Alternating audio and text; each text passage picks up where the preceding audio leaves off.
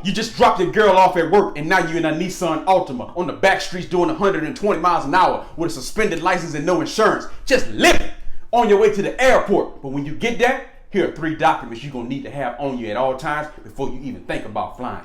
Let go. Hey, the number 1 document that you're going to need on you at all times, numero uno on the list, of course, is a photo ID. A current and valid photo ID, preferably one with you on that, showing all 32 of them things. Hey, because you know you're about to jump up in the air and get high off that aviation. Have that photo ID on you, and that is number 1 on the list of the 3 documents that you need to be strapped with at all times before you even think about flying. Boom! The second document you always going to need on you at all times, even before you even think about stepping in that cockpit, is of course a valid and current pilot certificate or student certificate if you're at that level. Some form of certification showing where you are in your aviation journey. Have that on you at all times, of course, coinciding with that photo ID in number 1. And that is the second piece of documentation you need when you're swinging and banging that thing. Numero 3 on the list. That last piece of documentation you're going to need on you, you're going to have to stay strapped with, of course, is a medical certificate. You're going to need a current valid medical certificate. If you're at the private pilot level, you're talking about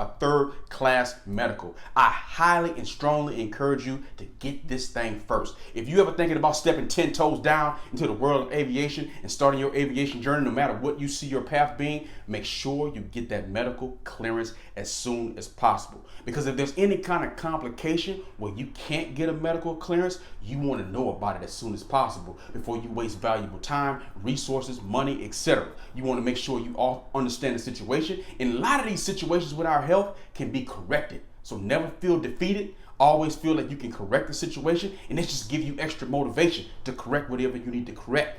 Get discipline, stay on it when it comes to, of course, your diet, eating healthy, exercising as much as possible, making sure you're ready to do what needs to be done. Boom! Being healthy is more than just about being a pilot. That's only a small fraction in life.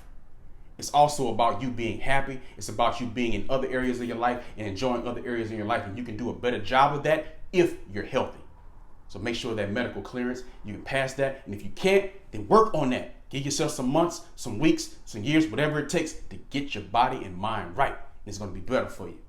Hey, and these are the 3 documents you need to stay strapped with at all times before you even think about stepping foot in the cockpit. I am Donovan Batiste. Hey, don't forget to like this video and subscribe to this channel for more pilot talk. Hey, Donovan Batiste, Big Whoa, subscribe to this channel one time.